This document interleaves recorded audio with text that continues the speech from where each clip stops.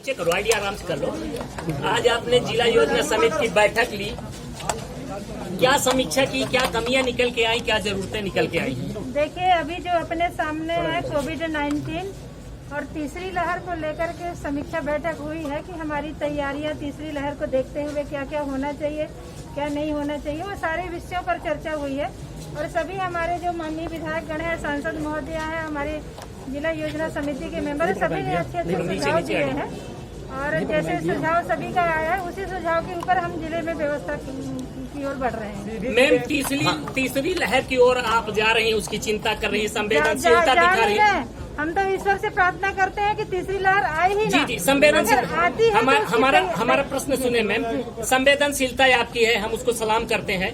इस जिले में डॉक्टरों के आधे पद खाली है, जो आधे हैं अभी दांत खाज खुजली वाले डॉक्टर हैं। ऐसे में तीसरी लहर का मुकाबला कैसे कर पाएंगे, आप हमें बताएं। देखिए, हमारे पास वैकेंसी खुली है, वैकेंसी के लिए कोई डॉक्टर तो आना चाहिए।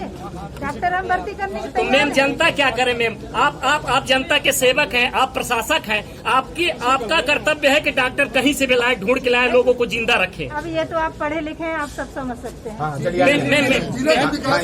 ये बताइए कोई एक विकास के लिए क्या मास्टर प्लान है? रुका यार, देखिए, अलग से कोई मास्टर प्लान नहीं होता है। जो काम शुरू हो चुके हैं और जो होना है, उन्हीं कामों के ऊपर मैं भी काम करूंगी और अच्छा काम करेंगे। आप सबके सहयोग से मैं आप सबसे मिनी स्मार्ट सिटी है सीधी, उसके कई काम अधूरे पड़े हैं। अभी तक शहर के कई पुलिये तक नहीं बन पाए हैं। स्मार्ट सिटी के नाम पर केवल झुंझुना ही पकड़ाया गया, क्या कहेंगे? नहीं, झुंझुना नहीं, उसको पूरा करके आप लोगों को। मैम, मध्य प्रदेश में युवा बेरोजगार है, कोई सरकार वैकेंसी रोजगार नहीं निकाल रही है, कैसे काम चलेगा मैम? देखिए, अभी तो कोरोना से लड़ रहे हैं और जब तक कोरोना खत्म नहीं होगा तो आगे कुछ बात भी नहीं होगी। युवाओं को रोजगार की कोई संभावना नहीं है। सीधी जिले में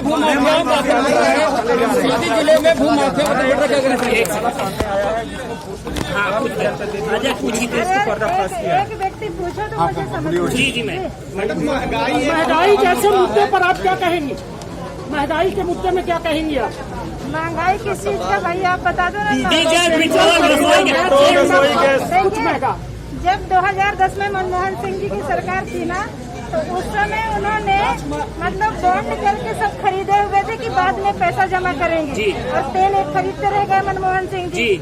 अब जब जिन कंट्रियों से हम पेट्रोल खरीदते हैं, डीजल खरीदते हैं, जब उनका काम था तो पैसा जो वर्तमान। आप एक गृहिणी है, आप एक गृहिणी है, घर का खर्चा कैसे चलता है? इस समय महिलाओं की जो पीड़ा है, सरसों का तेल उनके खरीद से बाहर हो चुका है, रसोई गैस उनके घर से बाहर हो चुकी है, गैस सिलेंडर आपने जलाने पर भी बस हो गई है। आपने मुफ्त में गैस सिलेंडर बांटे हैं, लेकिन वो गैस कहाँ से भराएं? सब भर रहा है, सब रोजगार गारंटी योजना से भर रहा है। रोजगार गारंटी में खुलेआम ट्रैक्टर और मशीनों से काम हो रहा है, क्या कहेंगे आप? जेसीबी और ट्रैक्टर से काम हो रहा है रोजगार गारंटी में। घोटाले के बारे में क्या कहेंगी? सुनो तो दीजिए मैडम, रोजगार सीधी जिले के घोटाले के बारे में क्या कहना चाहेंगे आप? और जेसीबी से खुलेआम काम हो रहा है, क्या कहेंगे आप? सीधी जिले के ट्रैक्टर घोटाले के बारे में यहाँ भूत को मजदूरी चाय होती है, उसके बारे में चर्चा होती है, आगे की प्लानिंग होती है।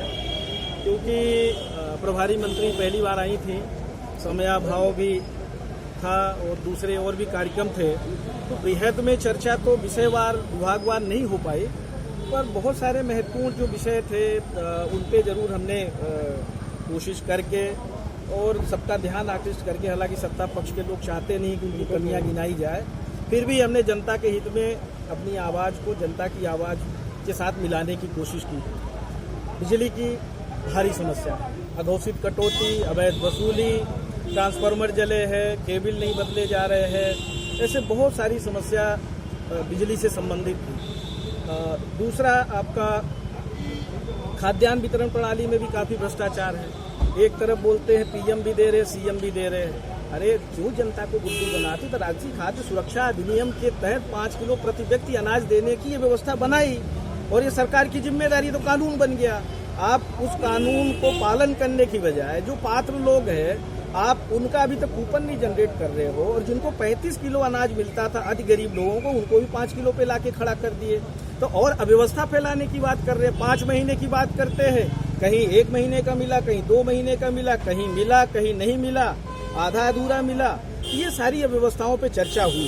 स्वास्थ्य व्यवस्था को लेके माननीय मंत्री प्रभारी ने चर्चा की, समीक्षा की। बहुत सारी विसंगतियां सामने आई है। जिले के जो सीएमएचओ है वो पूरी तरह से हम कह सकते हैं कि स्वास्थ्य व्यवस्थाओं को लेके चिंतित नहीं है।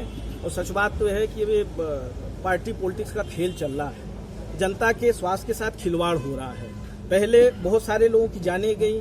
जो सरकार ने प्रावधान किया था कि कोविड में जिनकी डेथ होगी कोविड से, उनको हम राहत ही राशि देंगे, किसी को राहत राशि नहीं मिली। ऑक्सीजन के अभाव से लोगों की जान चली गई। और अभी भी जिस तरह से व्यवस्था होनी चाहिए उस तरह की व्यवस्था थर्ड वेव की तैयारी का अभाव है। इन सब विषयों पर चर्चा हुई है। प्रभारी मंत्री ने भी कुछ निर्देश दिए हैं। जो कमियां थी वो हमने भी संज्ञान में लाए हैं। अब देखते हैं इस पर कितना इम्प्लीमेंट होता है। सच बात तो ये है कि पहले एक डाकू होते थे जो जंगलों में रहते थे।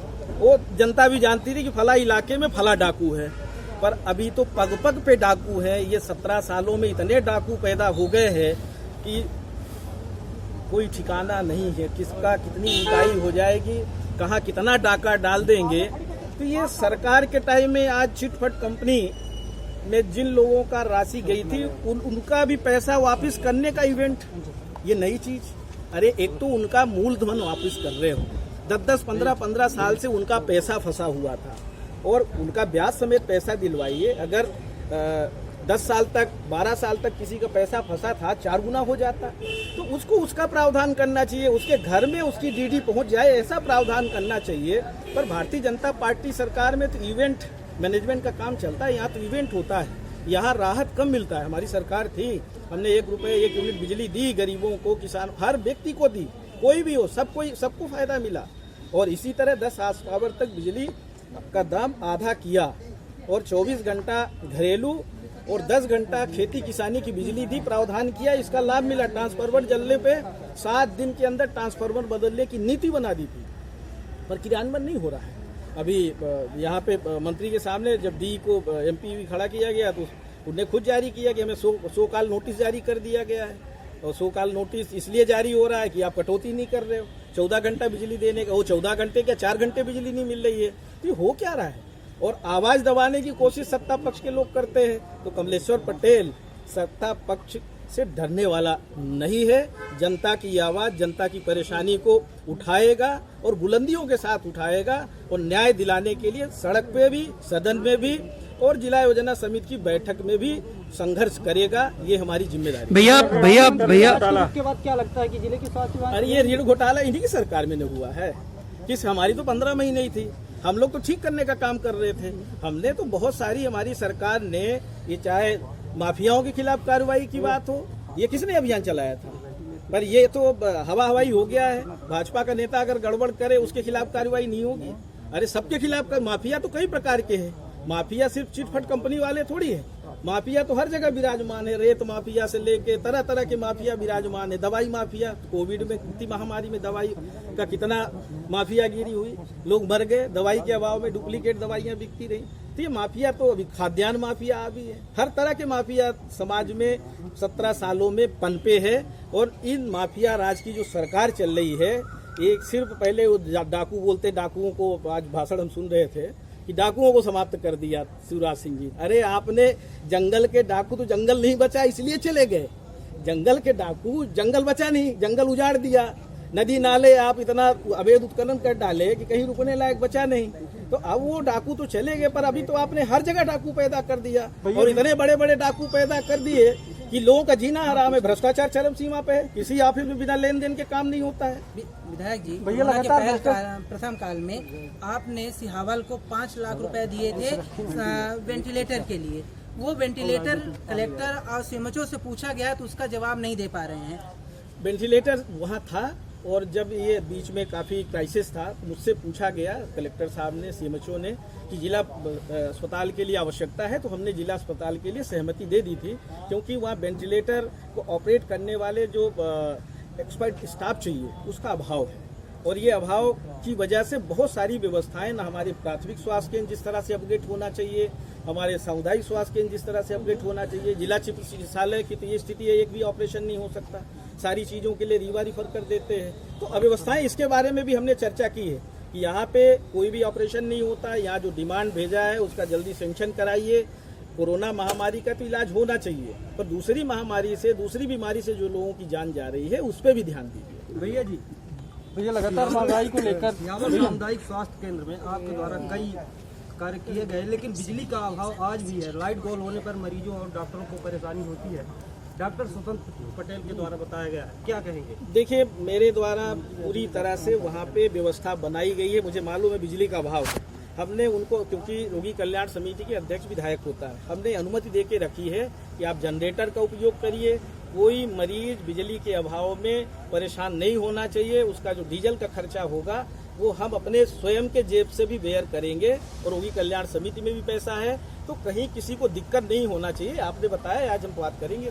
भैया महंगाई को लेकर पूरी चरम सीमा पे है, लेकिन बीजेपी के मंत्रियों को महंगाई का कोई फर्क नहीं होता, बोलते हैं महंगाई है ही कहाँ। ये महंगाई जब कांग्रेस की सरकार थी तब इनको दिखाई देती थी, अब महंगाई दोगुनी हो गई। इनके लिए महंगाई इसलिए नहीं है कि इनका जेब गर्म है, इनका जेब गर्म है, इनके पास पैसा है, लूट खसोट मचा रहे हैं। वो तो गरीबों से पूछिए, नौकरी पेशा लोगों से पूछिए, पत्रकार साथियों से पूछिए जिनको 5,000 तनख्वाह मिलती है, किसी को वो भी नहीं मिलती है।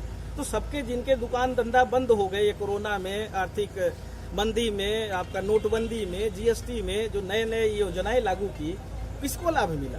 तो परेशान तो आम जनता है ना। किसान परेशान है, मजदूर परेशान है, बेरोजगार परेशान है, उनको महंगाई समझ में नहीं आएगी।